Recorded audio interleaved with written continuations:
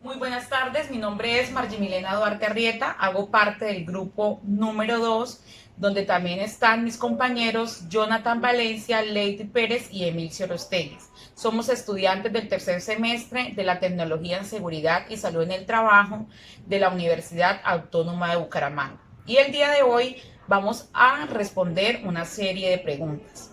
Iniciamos con la pregunta número 1. Dice, por lo general, cuando los médicos de la EPS en caso de un accidente o enfermedad de origen común o los médicos de la ARL en caso de un accidente o enfermedad profesional o laboral determinan o consideran que la persona no va a tener una recuperación satisfactoria a la situación que han presentado, ya sea en su salud física o mental, inmediatamente proceden a hacer una calificación de pérdida de capacidad laboral. Pregunta número 2. Cuando un trabajador sufre una enfermedad o accidente, el primer paso es expedir su incapacidad, esto con el fin de lograr una recuperación. Pero si en la recuperación no es posible con los tratamientos médicos aplicados, se procede a una calificación de pérdida de capacidad laboral. Un ejemplo, que un trabajador lleve más de 180 días con una misma incapacidad, o sea, con su mismo origen, se debe proceder a hacer esta calificación. Pregunta número 3. Las opciones que tiene un trabajador y un empleador son las siguientes. El trabajador puede pasar un derecho de petición solicitando su calificación. Esto lo hace a una ARL. Y el empleador puede ayudar al trabajador de la siguiente manera. Se pueden dirigir a una junta regional solicitando una calificación de forma particular. Esta calificación tiene un costo de un salario mínimo vigente y dicha respuesta de la calificación o diagnóstico es de total cumplimiento para la EPS, la ARL y el fondo de pensión, indispensablemente de que haya sido de forma particular. Pregunta número 4.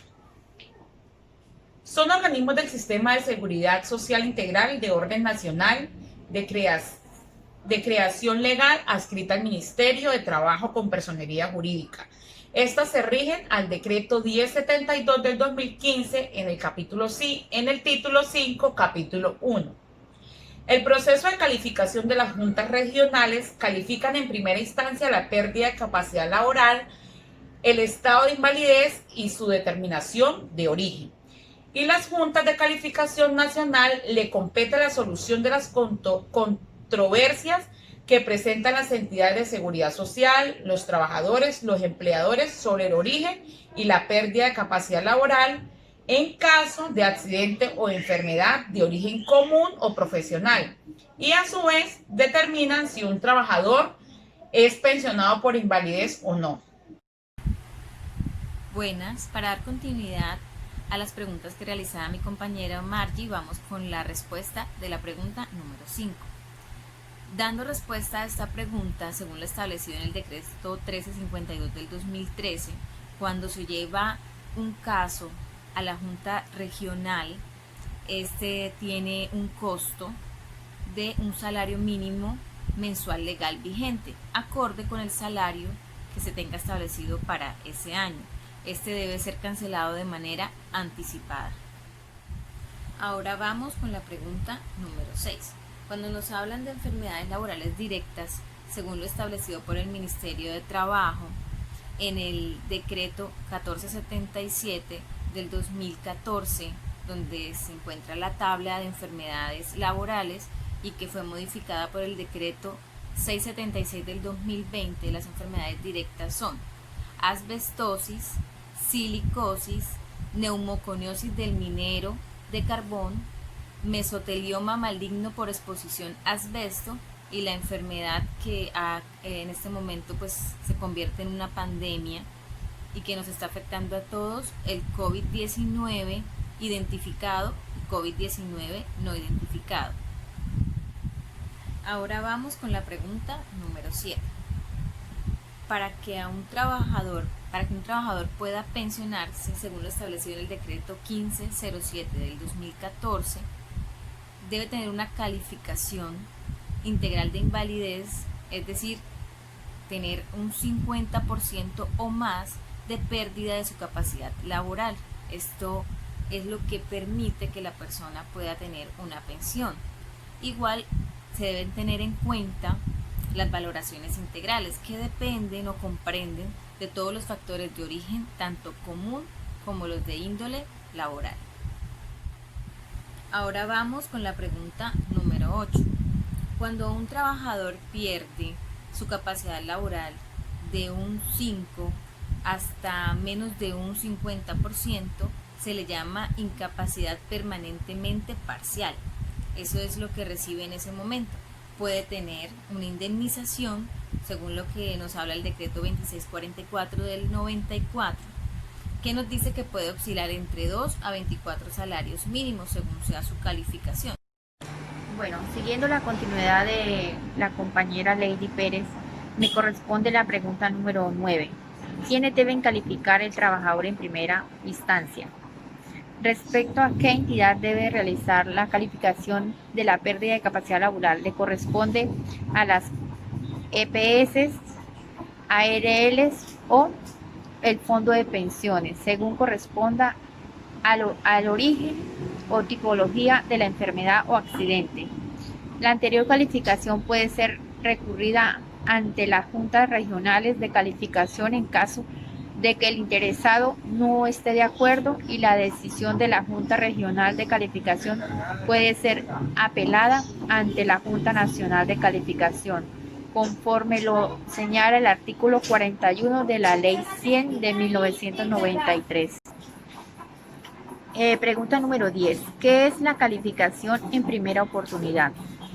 Es un procedimiento para calificar en primera oportunidad el origen, la fecha de estructuración, la pérdida de capacidad laboral u ocupacional y el grado de invalidez, el cual comprende las acciones y etapas que deben realizar las personas y las entidades de seguridad social, así como las reglas y obligaciones que deben cumplir los intervinientes del mismo procedimiento, que le otorga al trabajador las garantías de un debido proceso y el derecho de defensa. Pregunta número 11. ¿Qué es reincorporación laboral? Es cuando un empleado sufre una enfermedad profesional. Si el porcentaje de su discapacidad, producto de su enfermedad o accidente, no es suficiente para ser pensionado, muy probablemente deba ser reubicado en un nuevo puesto o cargo en el cual se pueda desempeñar correctamente de acuerdo a su nueva condición. Pregunta número 12. ¿Quién es el responsable de realizar el proceso de reincorporación laboral? Al terminar el periodo de incapacidad temporal, los empleadores están obligados, si el trabajador recupera su capacidad de trabajo, a ubicarlo en el cargo que desempeñaba o a reubicarlo en cualquier otro para el cual esté capacitado de la misma categoría. Muy buenas, mi nombre es Jonathan Julián Valencia, estudiante de tecnólogo sobre el salud del trabajo, dándole continuidad al taller de medicina preventiva en factores ergonómicos, en patologías laborales, pérdida de capacidad laboral y reincorporación laboral. Me correspondieron de pregunta 13.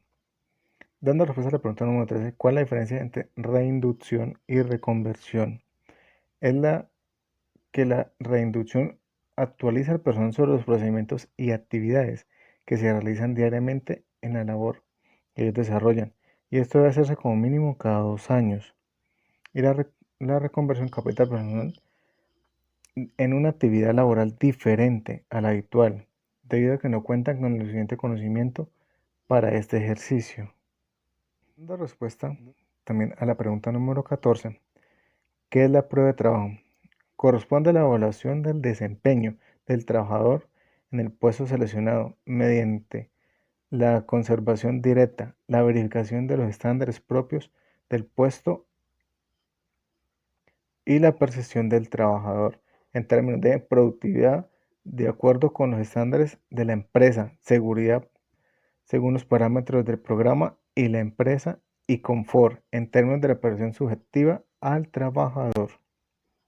Dando respuesta a la pregunta número 15, ¿cuáles son las responsabilidades de las empresas en el proceso de reincorporación laboral? La empresa por medio del profesional responde al sistema de gestión de seguridad y salud en el trabajo y el Departamento de Talento Humano debe velar por el proceso de reincorporación laboral. Además, coordina, realiza y supervisa las modificaciones al ambiente de trabajo sugeridas por el equipo de rehabilitación de la ARL. Además de esto, deben tener en cuenta un conjunto de actores importantes al momento de la rehabilitación, como la guía de rehabilitación integral, dependiendo también del tipo de lesión que haya sufrido el trabajador. Recibir al trabajador en cuento con la orden de la ARL,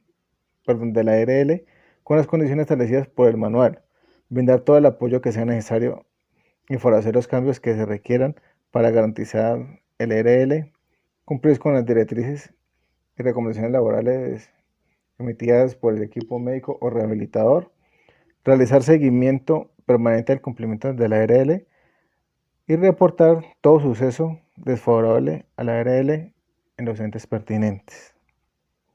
Muchas gracias, que tengan muy buen día.